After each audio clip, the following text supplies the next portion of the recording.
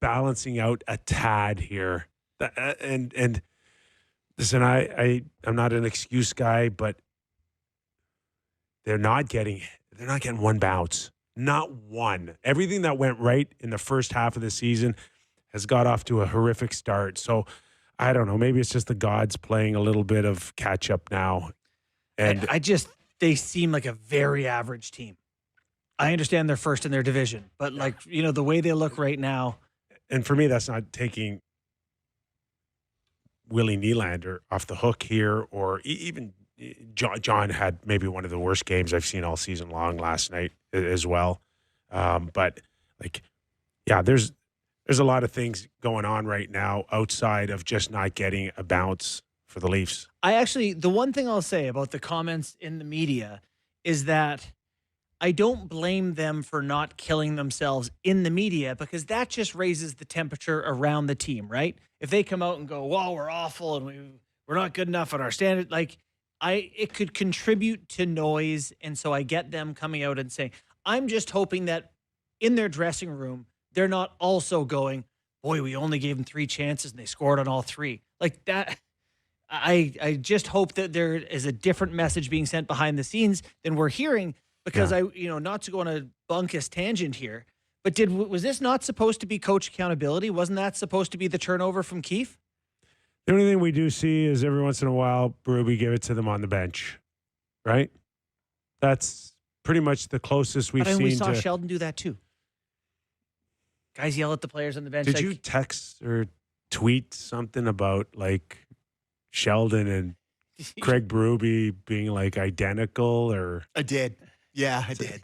Tell us about it. Well, I just listened to what you guys are saying here. It was off. It was a Scooby-Doo mask reveal. And it's just, he pulls off the Berube and Sheldon. Face, and it's Berube. Well, I don't know. I don't know if you guys have ever seen the show Severance. It's coming back this weekend, where it's like the basis of it is a guy who lives his normal life, and then he goes into an elevator at work, and he like something happens in his brain. They got a chip in his brain, and he goes into his office and he does all this stuff, but he forgets what he does there, and he's a different person outside of work. I think they got a severance chip in every guy that walks through the Leafs door, because I was promised Mr. Accountability, Mr. Crap on everybody, call them out in the media, bench guys. What in the world did William Nylander do last night to play 22 minutes in a hockey game? Oh my God. 22 minutes in a hockey game. I watched, there was 4 shifts in the third period. I'm like, that has to be his last shift. Yeah. And they kept running him out there. They pull the goalie with 2 minutes left and put all 5 stars out there in a dog effort 4-1 loss with the 2 minutes left. Like, the whole point of this, to get away from Sheldon, was to go back to the rough, gruff guy. And we haven't seen it one time. He hasn't said one mean thing in the media. He hasn't benched one guy for one shift. And it's kind of wearing thin here. Yeah. It's getting close to shooting a gun time, a bullet time here. Like, use one. 3 weeks ago, you said he'll disappear for 12 games. He's at 11 now. So, but it's just, it doesn't make it okay. It's not like, and I think for this 3-game losing streak, you lose games because you don't get saves and your stars don't produce.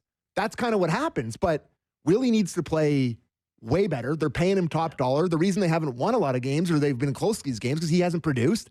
It's just, I was promised something that I'm not getting here. I said in our group chat last night, has he benched one player for one shift that you can recall in 45 games? Can you remember one? Not of significance. No. Maybe a missed rotation or 2. Not enough that we remember it. But not enough. Willie has a goal and 5 assists in his last 10 games. But I know. But do you guys know what I'm saying here? 3 or 4 weeks ago, exactly. 3 or 4 weeks ago, he was in the running for the Rocket Richard. They've been in first place pretty much all year. It's like, and he started playing in gumboots. I'm the one that's flip-flops. I suggested it last week that it would maybe help him, and I believe there's a fine line when it comes to benching, that you could send a message to an individual. You can also send it to 19 other people, 19 other guys on the team, a fan base, and still not embarrass or humiliate a player. So it's up to Craig Berube to find that fine line, but he has not found it And I do believe that Willie could use a reset. Yeah. He could. The last 5 minutes of that game last night was a perfect opportunity. You're generating nothing. You're not coming back from anything. And then you keep rolling them out there. Like you said, you pull the goalie down 4-1 and you put all 5 guys out there. I'm like, what is going on? I hate the little backhand chip pass he tries to make through guys instead of, chip it off the wall and keep skating. Like it just doesn't take time feel to break. It doesn't feel like he's dug in. And again, this is a greater conversation. This is not about last night versus Dallas necessarily, because last night wasn't terrible. It wasn't terrible. Carolina wasn't terrible. Fine. Whatever you think about these past 3 losses, it's just, I don't know. I expected their expectations to be higher for themselves. And it feels like right now, if you bench guys early, it's easier to bench guys later because you've been benching guys. It's just part of how you coach. Now it's going to be a big deal because no one's been benched. All right, let's go to Craig Berube for a comment on William Nylander, clip 8. This is from today. Talk about working his way out of it. I think, I go back to the Carolina game. I thought in that first period he was really explosive in that game and on top of things. Just getting him back to more consistency with that. And when he has opportunity, shoot the puck. Like he's got a great shot. And, he had a post last night on the power play, but he's got to shoot. And he's got to just stay involved in the game. A little bit longer than he is. Like, I think, just working your way out of it. Just like our whole team. Offensively, we got to keep working and got to stay on. Need second and third effort everywhere. This league's a second and third effort league. And this time of year, it gets hard, and we all know that. And we need second and third effort. Do we also have a clip of him We talking do. about the 3 losses in a row? We do have a clip from today. And listener discretion is advised on this one. From Willie. Okay. From Willie. This wasn't from today. I just put it in there, Derek. All good teams need to go through some stretch where everything's not clicking and everything like that. So, yeah, good teams find their way out of this. And, it's only been 3 games, so what's the big deal, really? What's the big deal, really? I would. Does that? I How does that come compare to unglued Mitch if I were- Marner's comment for you? About the same level. Doesn't really matter if they boo. We know we're a good it's worse team, for me so. too. They're both bad. Neither are good.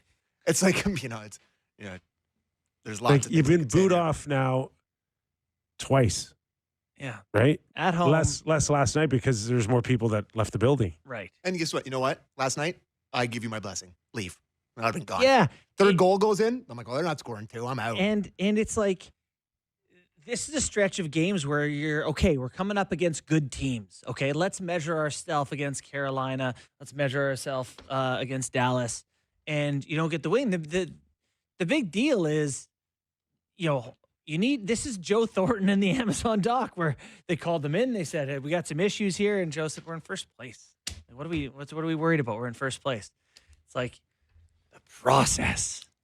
And he's First in the league for a reason, so. That quote there, it's not 3 games, Willie. It's 8 years. It's 8 years of this. and he should know better after 8 years that you should know this town. Well, like, You can't. No one's going to let you get away with that comment of what's the big deal. what's the big deal is so hurtful to me. Like, it's the big deal that there's tens of millions of people that pour their heart and soul as like a fan into this, and they're watching crappy games, and you're making $11.5 million, and you look awful for 2-3 weeks. Yeah. And you say, what's the big deal? It's not going to. What's the big A lot of deal, people really? can afford one ticket, give tickets to one game a year. Yeah. Watch you go play in flip-flops. Is this just an individual thing, or is this just the way this generation is today, where it just seems to me like Joseph Wall last night. I don't know if you have any clips of him last night, but the first thing he talked about was how good his buddy was 200 feet away. He was good, right? And it's like, He wasn't that good. it was forget about whether or not he was good or not. It's like, hey, how about you focus on you instead of pumping up your buddy with your first comment on 3 in a row? And it's just, I don't know. I just think that today they look at big pictures. They don't focus on 3 bad games, and if they do, it's like water off a back. We'll get them tomorrow. I don't know. I mean, is for me, it's just not Willie. It's just, I think, Yeah, from the top, it's from the top down for a long time. That it's this sense. Like, this is what's been one of the biggest complaints of Leaf fans for the last 4 or 5 years is the lack of seeming the ability to read a room or the accountability or all this stuff. Where it's like, yeah, they're a good team, and like I'm not saying that they're not going to make the playoffs or they're crappy or they have no chance or anything. No. Chris Versteeg and Francois Beauchemin to Los Angeles Kings, possible deal with Toronto Maple Leafs. In an interesting twist in the NHL trade market, new rumors are emerging about Chris Versteeg and Francois Beauchemin potentially being traded to the Los Angeles Kings.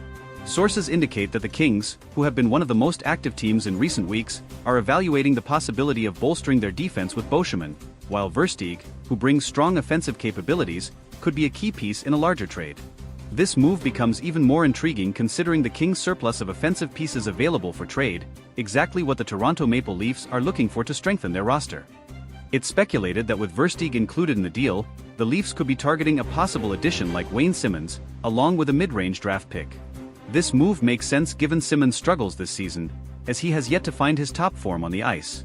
To add more drama to the trade talk, there are even whispers that veteran defenseman Tomas Kaberle could be included, opening the door for a potential pursuit of Brayden Schenn. If completed, this move could have a significant impact on reshaping the Leafs lines and adding more depth to the team. Stay tuned for updates to see if these trades come to fruition and how they might shape the future of Toronto and Los Angeles this season. In an interesting twist in the NHL trade market, new rumors are emerging about Chris Versteeg and Francois Beauchemin potentially being traded to the Los Angeles Kings.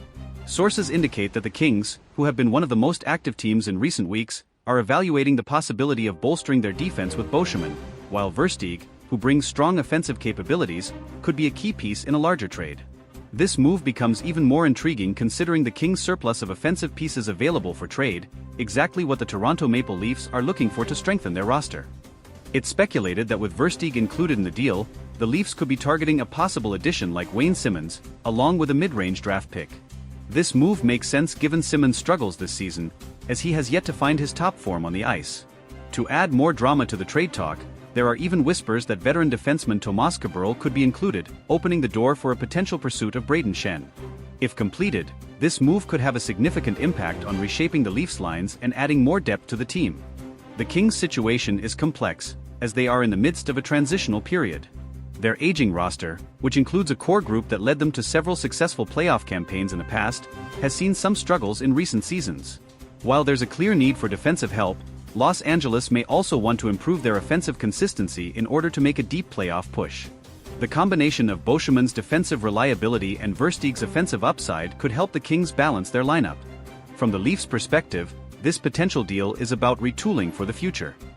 The team is in a position to compete, but they also need to solidify certain areas on the ice.